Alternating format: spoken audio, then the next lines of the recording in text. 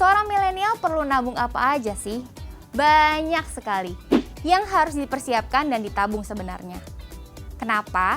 Karena aset terbaik kita adalah diri kita sendiri di masa produktif ini, di mana kita masih bisa bekerja dengan maksimal untuk menghasilkan uang tentunya.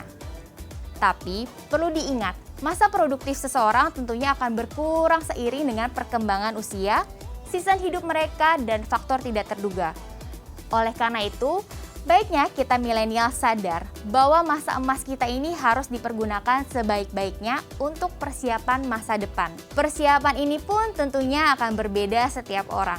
Namun, kita bisa membagi ke dalam dua kategori, yaitu must have atau good to have, atau harus memiliki dan bagus bila memiliki. Apa saja yang masuk ke dalam kategori must have? Tabungan yang wajib dimiliki adalah tabungan pensiun atau masa tua, agar kelak anak kita tidak lagi mengalami yang namanya sandwich generation. Lalu, yang kedua adalah tabungan masa depan. Contohnya adalah tabungan membeli rumah, tabungan naik haji, tabungan pernikahan, tabungan pendidikan anak, dan lain-lainnya. Tabungan masa depan umumnya adalah tabungan dengan jangka waktu menengah atau panjang yang dilakukan untuk persiapan hal yang membutuhkan dana besar. Oleh karena itu, disiplin dalam keuangan tidak hanya membuat kita dapat mencapai kekayaan, tetapi juga mempertahankan kekayaan tersebut.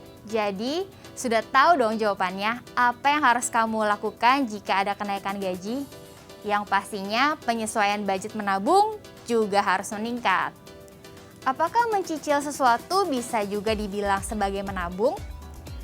Dalam melakukan cicilan, ada yang istilahnya cicilan produktif dan cicilan tidak produktif. Namun di dalam menabung tidak ada hal seperti itu. Artinya, jika kita menabung untuk membeli suatu barang, akan menjadi aset produktif ataupun aset tidak produktif.